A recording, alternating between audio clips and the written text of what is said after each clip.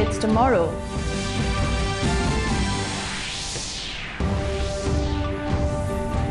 Security beefed up across Northeast ahead of counting of votes.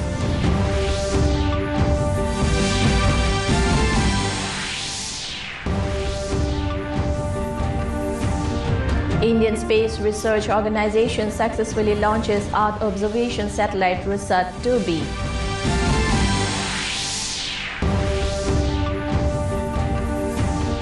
University of Science and Technology Meghalaya, in association with Ahom Sahitya Sabha, offers 20 full scholarship.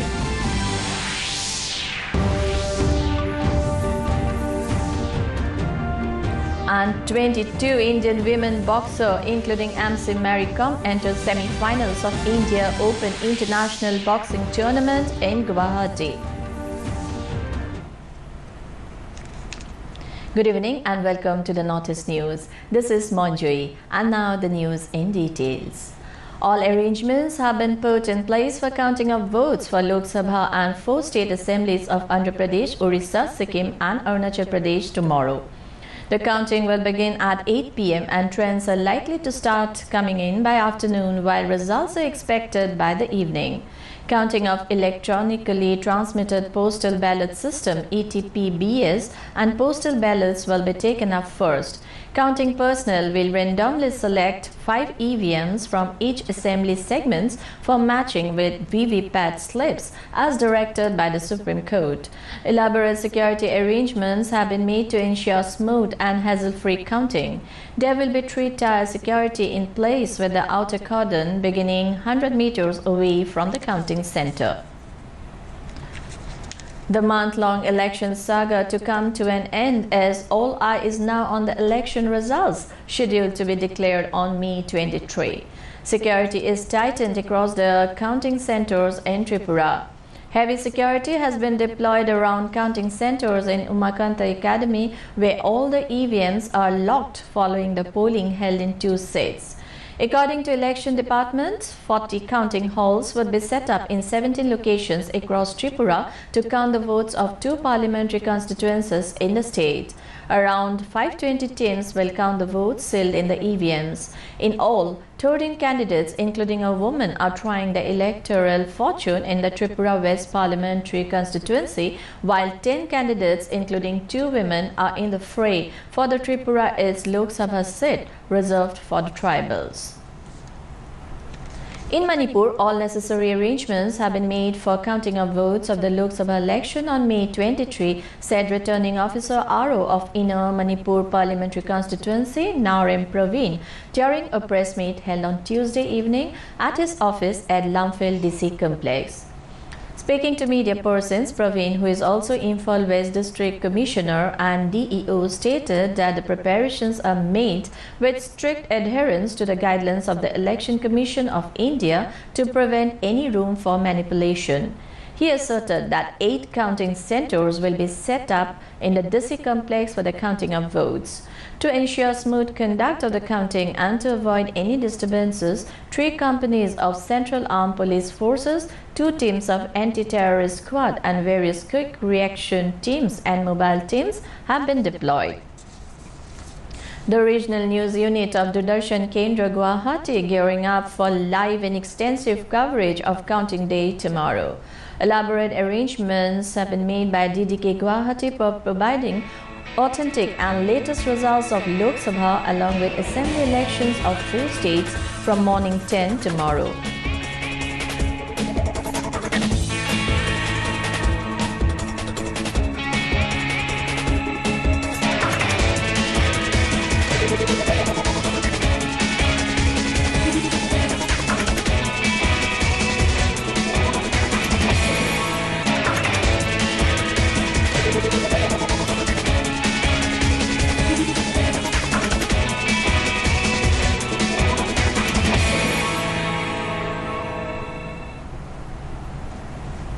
The exit polls conducted for the Lok Sabha election 2019 by major Indian media is overestimated and exaggerated, said Manipur Pradesh Congress Committee President Gaikangam. He was commenting on the projection of the majority exit polls, which show numerical inferiority for INC-led UPA. The exit poll was conducted after 7th and final phase poll on May 19. While interacting with media persons at his office at Congress Bhavan today, Gaikangam stated that everybody is free to express their opinion. However, the exit poll's assumptions are quite hard to believe. Even though majority of the exit polls project majority for the BJP-led National Democratic Alliance, the MPCC president expressed confidence that non-BJP government will be formed in the centre. He asserted that exit polls do not always turn out to be true. Indian Space Research Organisation has successfully launched its Earth observation satellite RISAT-2B from Sriharikota. ISRO's trusted workhorse PSLV C-46 carrying RISAT-28B blasted off from the Satish Dhawan Space Center at 5:30 this morning. The 615 kg satellite was released into the orbit 15 minutes after the liftoff. RISAT-2B, meant for application in fields such as surveillance, agriculture, forestry and disaster management support, will replace the RISAT-2 which was launched in 2009. Soon after the launch, ISRO Chairman K. Sivan said this particular mission is really important in the sense that PSLV has crossed a landmark of launching 50 tons into space. With this satellite launch, PSLV has crossed a landmark of lofting 50 tons to space. In addition to the RISAT-2B payload, main payload. Meghalaya Chief Minister Conrad K. Sangma on Monday stated that the threat issued by the Khasi-based militant outfit New Trib National Liberation Council HNLC is not something that is warranted for, while assuring protection to all the citizens of the state. Speaking to the media on the sideline of a program held at Imphal on Tuesday, Conrad said, "We have been clear from day one that all residents of this state are citizens of Meghalaya, and it is the duty of the government to ensure that all lives are protected. So therefore, any kind of threat like this that has been given is not something that is warranted." Meanwhile, it may be mentioned that the HNLC has refused to surrender and asked the government to appoint an interlocutor to further the peace talks between the outfit, Government of Meghalaya and Government of India. University of Science and Technology Meghalaya USTM, in association with Ahom Sahitya Sabha, is to offer 20 full scholarship, 5 for undergraduate and 15 for postgraduate from this year. Sahitya Sabha President Dr. Paramananda Rajbongsi and Chancellor of USTM Mahbubul Haq today informed it in a joint press conference held at Sabha head office. Rajbongsi informed that the scholarship would be offered in the name of 20 former consecutive presidents of Ahom Sahitya Sabha right from the beginning. Not only that, USTM is to offer 2 research fellowships leading to PhD to carry out research on the lives of 2 literary stalwarts of the state, Dr. Maheshwar Nyog and Syed Abdul Malik, he added. Mahbubul Haq said the scholarships is to benefit the meritorious but financially poor students of the state, as it would provide them the opportunities to study the courses free of cost. The last date of application for the scholarship is June 15. 22 Indian women boxers, including MC Mary Kom, have assured medals by entering the semi-finals of India Open International Boxing Tournament in Guwahati. Ace boxer Mary Kom had an easy win against Nepal's Mala Rai in the quarter-final last night. She will face compatriot Nikhat Jarin in the much-anticipated semi-final in the 51 kg category. Assam girl Jamuna Boro, Ankushita Boro and Piulao Basumatari have also entered the semi-finals. Another crowd favorite, Sarita Devi, also defeated her opponent in the 60 kg category and stormed into the semi-final. Today, men's quarter-final matches will be held. Shiva Thapa and Amit Panghal will play their matches today.